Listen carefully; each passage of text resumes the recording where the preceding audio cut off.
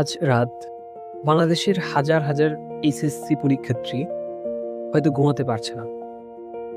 কেউ শেষবারের মতো বই খুলে বসেছে, কেউ ভাবছে আরেকটা অধ্যায় দেখিলে, কেউ ইউটিউবে খুঁজছে লাস্ট মিনিট সাজেশন, আর কেউ চুপচাপ ছাদের দিকে তাকিয়ে শুধু একটা কথাই ভাবছে, যদি কাল সব ভুলে যাই।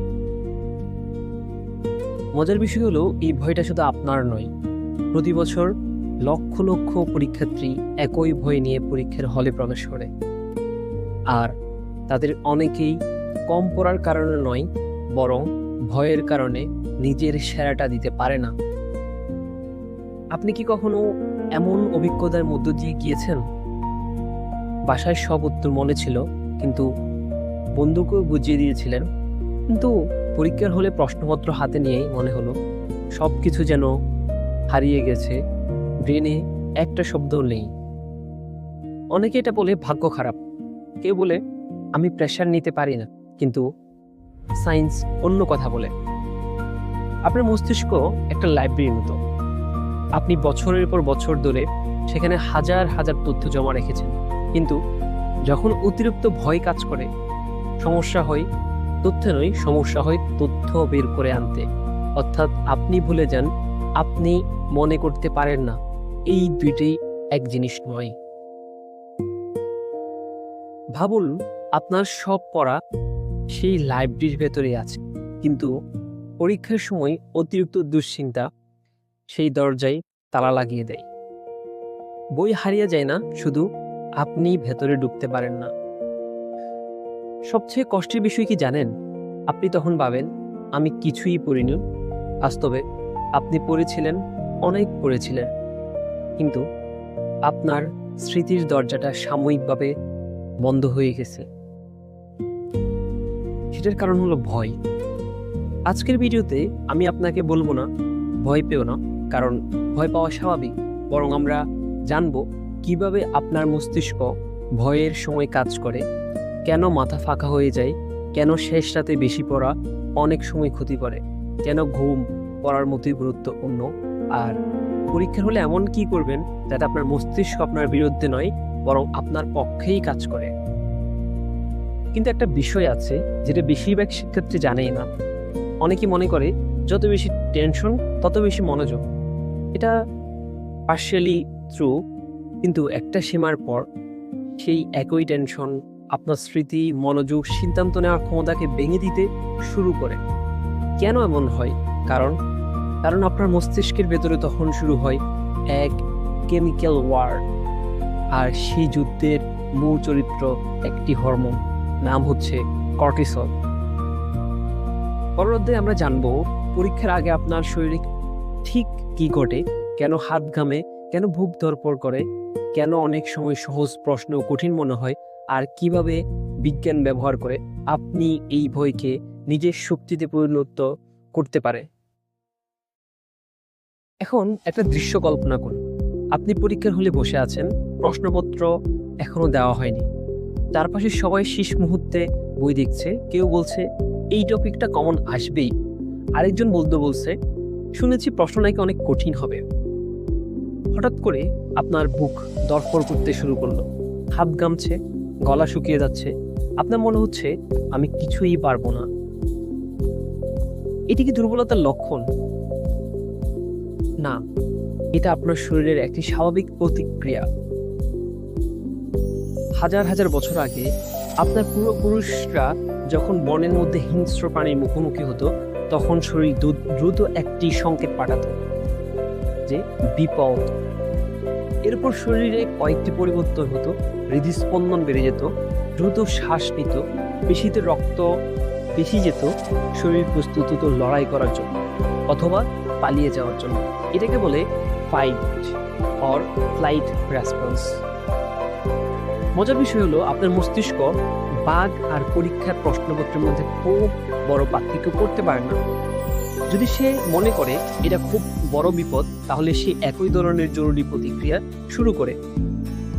এই সময়ে শরীরে একটি গুরুত্বপূর্ণ হরমোনের মাত্রা বেড়ে যায়, এর নাম হচ্ছে কর্টিসল। কর্টিসল খারাপ নয়, বরং সঠিক মাত্রায় থাকলে এটি আপনাকে আরো সতর্ক, মনোযোগী এবং দ্রুত সিদ্ধান্ত নিতে সাহায্য করে। কিন্তু সমস্যা শুরু হয় তখন যখন এই কর্টিসলের মাত্রা খুব বেশি বেড়ে যায়। ভাবুন একটা গাড়ি খুব ধীরে চলে, আপনি সময় মতো পৌঁছাতে পারবেন না। আবার যদি অতিরিক্ত গতিতে চালান, দুর্ঘটনার ঝুঁকি বেড়ে যায়। সবচেয়ে ভালো পারফরমেন্স আসে মাঝামাঝি গতিতে। আপনার মস্তিষ্ক ঠিক এমনই। মনোবিজ্ঞানে একটি পরিচিতি ধারণা আছে, সেটা হচ্ছে ইয়ার্স ডটসন ল। এর মূল কথা হচ্ছে একটু চাপ ভালো, কারণ এটি আপনাকে মনোযোগী করে, কিন্তু অতিরিক্ত চাপ আপনার পারফরমেন্স কমিয়ে দিতে পারে। তাই লক্ষ্য হওয়া উচিত ভয় দূর করা নয়, বরং ভয়কে এমন মাত্রায় রাখা যেখানে আপনি সেটাকে ব্যবহার করতে পারবেন এবং আপনাকে সেটি সাহায্য করবে। এবার একটা কোশ্চেনের অ্যান্সার দিই যে আমাদের সাধারণত পরীক্ষার হলে গিয়ে মাথা ফাঁকা হয়ে যায়। আচ্ছা, এই যে মাথা ফাঁকা হয়ে যাওয়া বা ব্ল্যাঙ্ক হয়ে যাওয়া, এটা কেন হয়? অনেকে হয়তো ভেবে থাকে আমি সব ভুলে গেছি। আসলে বেশিরভাগ ক্ষেত্রে আপনি ভুলে যান না। যখন অতিরিক্ত দুশ্চিন্তা হয়, আপনার মনোযোগের একটি বড় অংশ প্রশ্নের দিকে নয়, নিজের ভয়ের দিকে চলে যায়। আপনার মাথার ভেতরে তখন চলতে থাকে, যদি না পারি, যদি ফেল করি, পরিবার কি বলবে, বন্ধুরা কি বলবে, বা বন্ধুরা কি ভাববে। এই চিন্তাগুলো আপনার কাজের স্মৃতি বা ওয়ার্কিং মেমোরির জায়গা দখল করে ফেলে। ফলে আপনি যা জানেন সেটা বের করে আনাই কঠিন হয়ে যায়। কল্পনা করুন দুজন শিক্ষার্থী, দুজনই সমান প্রস্তুতি নিয়েছে। প্রথমজন প্রশ্ন দেখে ভাবে, দেখি যেটা পারি সেটা লিখি। আর দ্বিতীয়জন ভাবে, প্রথম প্রশ্ন দেখে সে চিন্তা করে আমি শেষ। 10 মিনিট পর প্রথমজন উত্তর লেখা শুরু করেছে, দ্বিতীয়জন এখনো প্রথম প্রশ্নটা পড়ছে। জ্ঞান কিন্তু দুজনেরই সমান এবং দুজনই সেম লেভেলে প্রিপারেশন নিয়েছিল। তাহলে পার্থক্য কি? আসলে পার্থক্য হচ্ছে তাদের মনের অবস্থা। তাই প্রশ্নপত্র হাতে পাওয়ার পর প্রথম কাজ উত্তর লেখা নয়, প্রথম কাজ নিজের মস্তিষ্ককে জানানো আমি নিরাপদ, আমি অ্যান্সার করতে পারবো। তারপর ধীরে ধীরে শ্বাস নিন, ধীরে ধীরে শ্বাসটা ছাড়ুন। তারপর প্রশ্নপত্র পড়া শুরু করুন। এতে আপনার শরীর ধীরে ধীরে বুঝতে শুরু করবে এটা কোনো বাগ নয়, এটা শুধু একটি পরীক্ষা। কিন্তু এখনো সবচেয়ে বড় ভুলটার কথা বলিনি। প্রতি বছর হাজার হাজার শিক্ষার্থী পরীক্ষার আগের 24 ঘন্টায় এমন কিছু কাজ করে যার কারণে তাদের মস্তিষ্ক পরীক্ষার দিন সর্বোচ্চ ক্ষমতায় কাজই করতে পারে না। আর দুঃখের বিষয়, তাদের বেশিরভাগই বুঝতে পারে না তারা নিজেরাই নিজেদের ক্ষতি করছে। এখন ধরুন আপনার পরীক্ষা আগামীকাল সকাল 10টায়। এই মুহূর্তে আপনার সবচেয়ে বড় প্রশ্ন, এখন আমি কি করব? আর ঠিক এখানেই বেশিরভাগ শিক্ষার্থী একটি ভুল করে, তারা ভাবে আরো বেশি পড়তে হবে।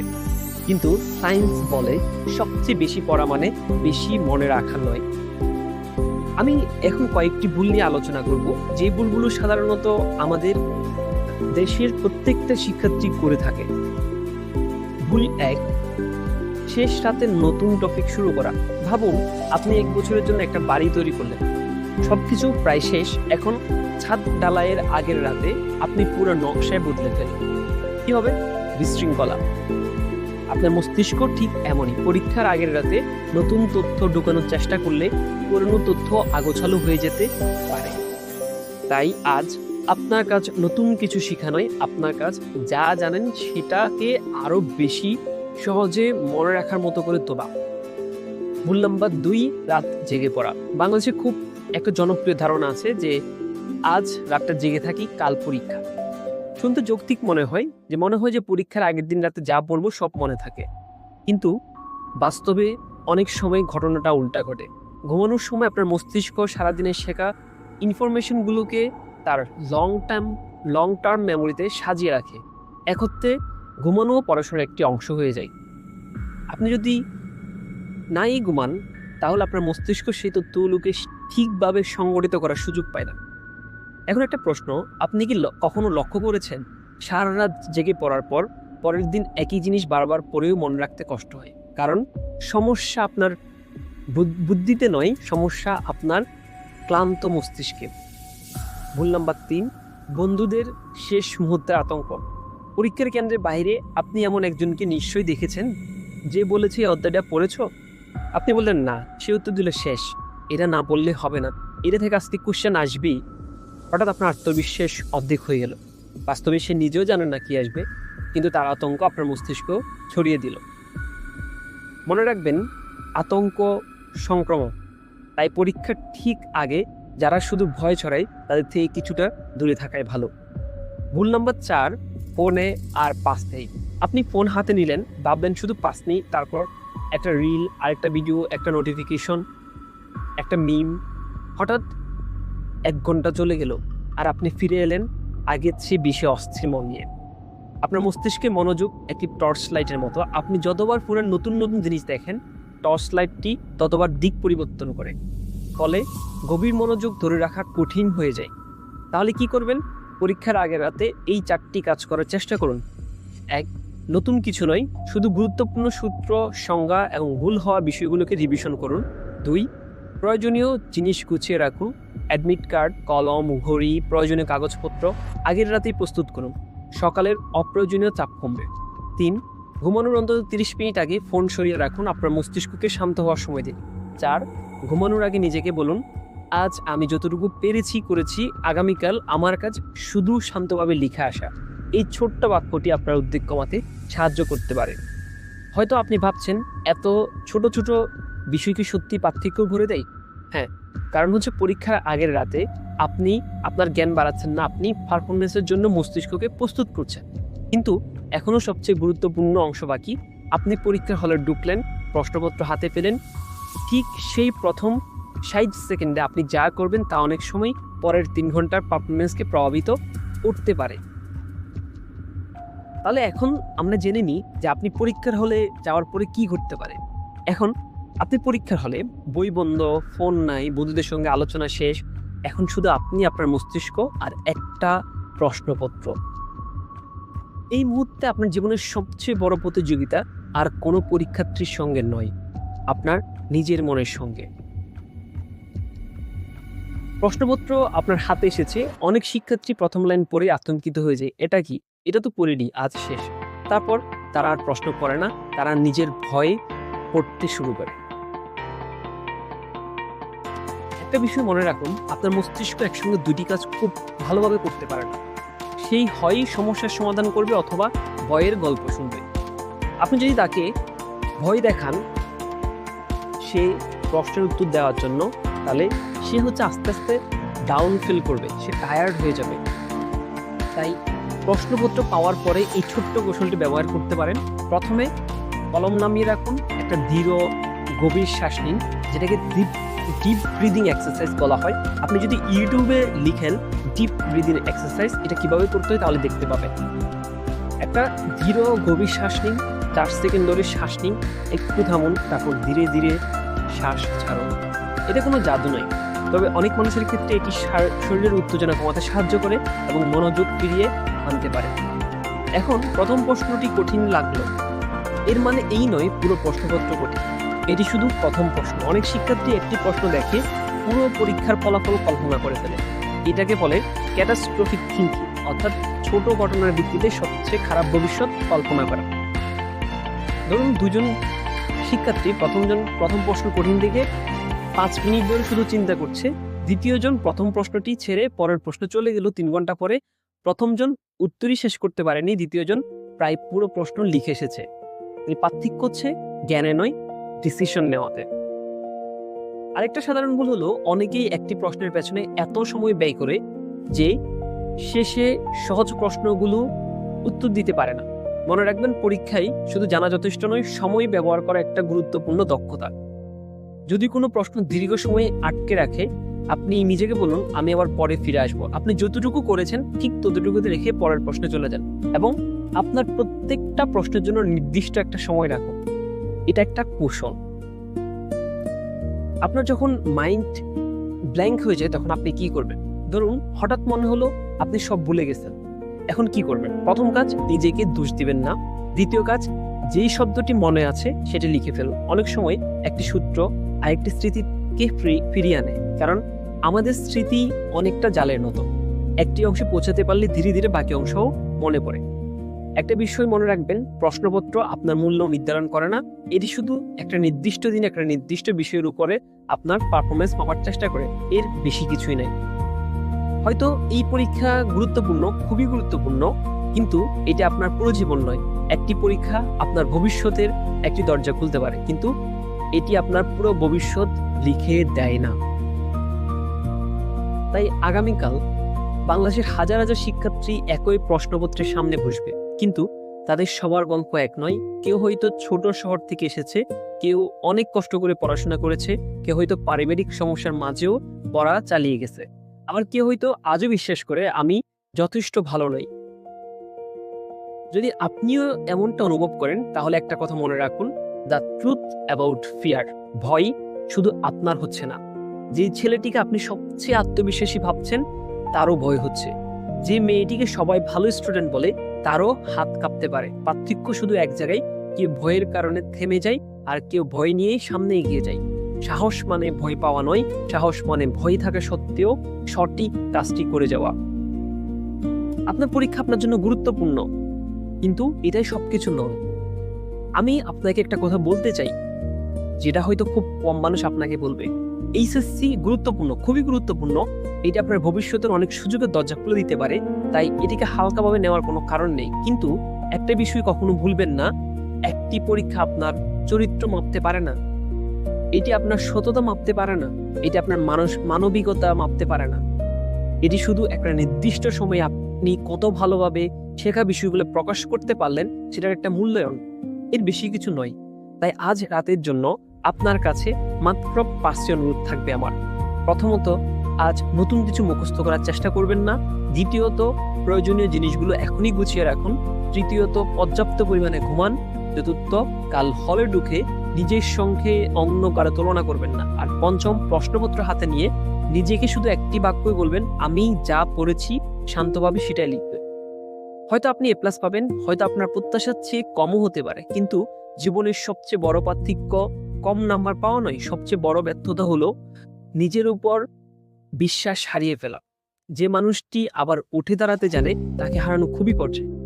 হয়তো এই মুহূর্তে আপনার বুক দরপড় করছে, হয়তো আপনি ভাবছেন যদি না পারি। আমি শুধু চাই আপনি এই প্রশ্নটাকে একটু বদলে দিন, যদি আমি পারি। কারণ পরীক্ষার আগে সবচেয়ে বিপজ্জনক কণ্ঠটা প্রশ্নপত্র নয়, অনেক সময় সেটা আমাদের নিজের মাথার ভেতর থেকেই আসে। আগামীকাল যখন আপনার হাতে প্রশ্ন আসবে, মনে রাখবেন একটা ডিপ ব্রিদিং এক্সারসাইজ করবেন। চারপাশে তাকানোর দরকার নেই। আপনি দেখবেন আপনার পরীক্ষার সময় অনেক বন্ধু অনেক জোরে জোরে ক্যালকুলেটর চাপতেছে, আপনি কিছুই পড়তে পারছেন না। তো এটা নিয়ে টেনশন করার কোনো দরকার নেই। আপনি আপনার মতো করে লিখে যান, আপনার মতো করে পরীক্ষা দিয়ে যান। অনেকে দেখবেন অনেক ফাস্ট লিখতেছে, সেটা দেখার দরকার নেই আপনার। আপনি আপনার নিজের মতো করে যান। প্রথমে প্রথম প্রশ্নটা পড়ুন, তারপরে পরের প্রশ্নটা পড়ুন, এভাবে আপনি আপনার মতো করে এগিয়ে যান।